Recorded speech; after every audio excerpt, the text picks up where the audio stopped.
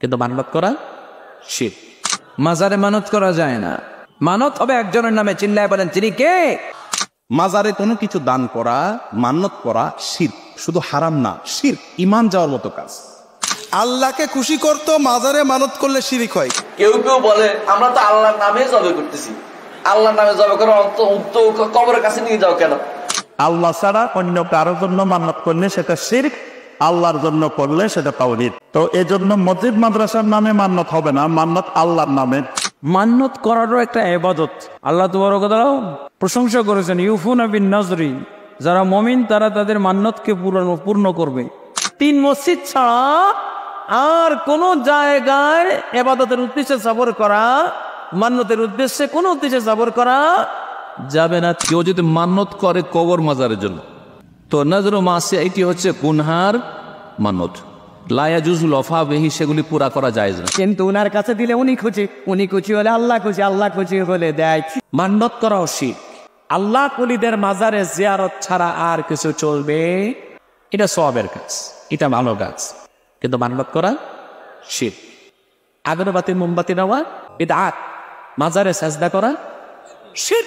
সাজদা করা কি শিরক। আমাদের দেশে এরকম শিরকি কাজগুলো হচ্ছে। যেসব ভণ্ডরা এই শিরকি কাজ করছে, চোরের মার বড় গলা, তারাই আবার নিজেদের সুন্নি দাবি করছে। যাদের মধ্যে শিরক আছে, বিদআত আছে, কুফরির গন্ধ পাওয়া যায়, তারা তো মুসলমানই হতে পারে না, সুন্নি তো বহু দূরের কথা।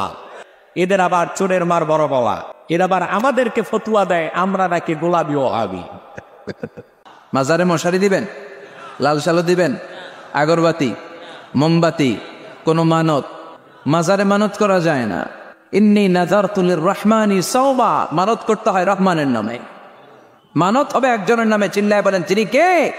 এজন্য মাজারে কিছু দেয়া যাবে না। এই ভণ্ডামি গোটা বাংলাদেশ ব্যাপী। আমরা বলে যাচ্ছি যতটুকু শুধরানোর শুধরাবে। হেদায়েত দেওয়ার মালিক একজন। চিল্লায় বলেন তিনি কে? মাজারে কোনো কিছু দান করা, মান্নত করা শিরক, শুধু হারাম না, শিরক, ঈমান যাওয়ার মতো কাজ। মনে রাখবেন যে মাজারে কিছু টাউট লোক বসে থাকে কিছু পয়সা কড়ি কামানোর। এখানে যদি ওই মাজারে যিনি শুয়ে রয়েছে লোকটা যদি কোনো নেককার মানুষ হয়, তার কবরের উপরে মানুষ শিরকের আস্তানা বানায়ও, তো টাকা দিলেই কই কবরওয়ালা পাবে? এটা তো বাটপার গুলো পাবে। গরিব দুঃখী কি দিবেন? মাজারে কেন দিবেন? ওইগুলা দেখবেন ভাব ধরে এমন, মাজারে যেগুলো থাকে বন্ডগুলা, মনে হয় যে এরা সব আপনার দুনিয়া বিরাগী আছে না, সন্ন্যাসী। মনে হয় তাদের কিছু লাগে না, গায়ে কাপড় জোপড় নাই, কিন্তু এই লক্ষ লক্ষ টাকা মারিং কাটিং এর রাস্তা তারা করে। গরিব দুঃখীকে দিবেন, মসজিদ মাদ্রাসা দিবেন, রাস্তাঘাট করে দিবেন, কালভার্ট করে দিবেন, কিন্তু মাজারে দিবেন না। দিবেন তো টাকাও যাবে, ইমানও যাবে, আমও যাবে, ছালাও যাবে। মাজারে মানত করা শিরক। মানত হবে আল্লাহর জন্য। মানত কার জন্য? মানত কার জন্য? আল্লাহকে খুশি করতো মাজারে মানত করলে শিরক হয়। কারণ আল্লাহ তো মসজিদে দিলে দেখতো, আপনি মাজারে নিয়ে গেলেন কেন?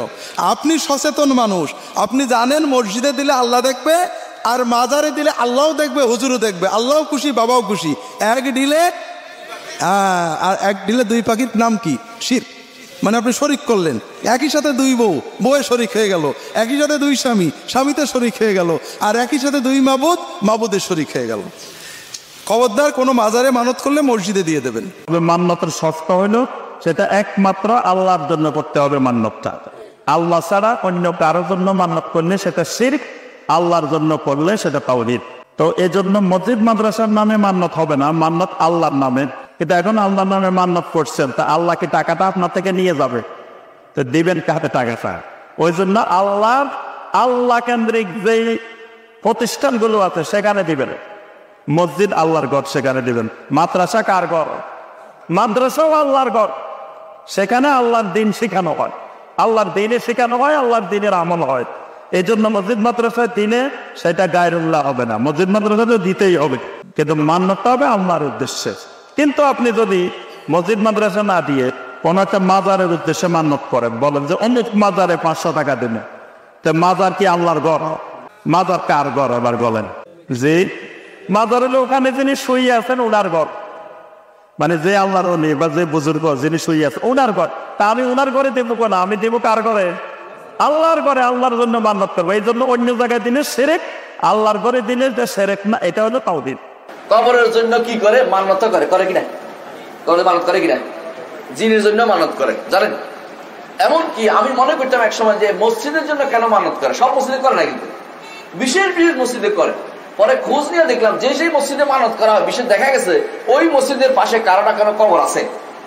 কেউ কেউ বলে আমরা তো আল্লাহর নামে জবে করতেছি। আল্লাহ কি তোমার অন্তরে খবর জানে না? আল্লাহর নামে জবে করে কবরের কাছে নিয়ে যাও কেন? কবর ওনারে খুশি করার জন্য এটা করছো, কবর ওনারে খুশি করার জন্য এটা করছো। তাহলে এই যে কবর ওনাকে খুশি করার জন্য এটা করছো, আল্লাহকে বাদ দিয়ে অন্যের জন্য জবে করছো, এইটাই হচ্ছে শিরক। মান্নত করারও একটা ইবাদত। আল্লাহ তাবারক ওয়া তাআলা প্রশংসা করেছেন ইউফুনা বিন নাজরি, যারা মুমিন তারা তাদের মান্নতকে পূর্ণ করবে। এবং আল্লাহ রাসূল সাল্লাল্লাহু আলাইহি ওয়াসাল্লাম বলছেন মান নাযারা আন ইউতি আল্লাহ ফালিউতিহু, যে ব্যক্তি আল্লাহর আনুগত্য করার মান্নত করবে সে যেন সেটা পূর্ণ করে। তাহলে মান্নতটা হবে আল্লাহর আনুগত্য, আল্লাহর ইবাদতমূলক মান্নত, ঠিক আছে? ওইটা পীর মাজার দরবার দরগা এগুলোতে করা চলবে না। আল্লাহ তাবারক ওয়া তাআলা মান্নত করার জন্য, মান্নত একটা সাদাকা, সাদাকার মতো খাত। অতএব জাকাত সাদাকার খাত যেগুলো, সেগুলো হলো মান্নত পূরণের খাত। আপনি একটা খাসি দিবেন, একটা ডিম দিবেন, একটা ছাগল দিবেন, একটা গরু দিবেন, এটা কোথায় দিবেন? ফকির, মিসকিন, ইয়েতিম, মাদ্রাসা, এগুলোতে দিবেন। কোনো পীর মুর্শিদ মাজার দরবার এগুলোতে দেওয়া চলবে না, এগুলো তাহলে শিরক হয়ে যাবে। এই মান্নত পালন করা যাবে না, নিষেধ।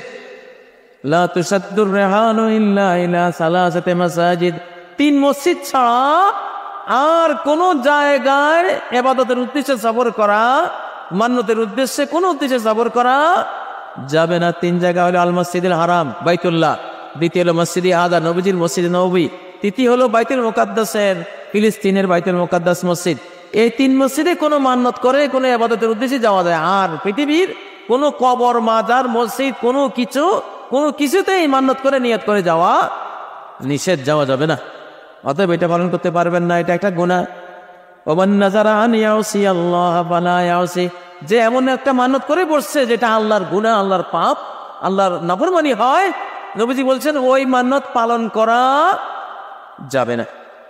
ইমাম ইবনে তাইমিয়া রাহিমাহুল্লাহ শিরকি মান্নত সম্পর্কে বলছেন আন-নাযরু লিল কবুর, কেউ যদি মান্নত করে কবর মাজারের জন্য, আউলি আহলিল কবর, কবরবাসীর জন্য, আউলি শেখ ফুলান, অমুক পীর সাহেবের জন্য, তো নাযরু মাসে এটি হচ্ছে গুনহার মান্নত। লা ইয়াজুজু লফা বিহি, সেগুলি পুরা করা জায়েজ না, সে পুরা করা জায়েজ না। আল্লাহ যদি আমার এই কাজটা করে দেয় তো আমি অমুক পীর সাহেবের সাথে দেখা করবো, অমুক পীর সাহেবের মুরিদ হব।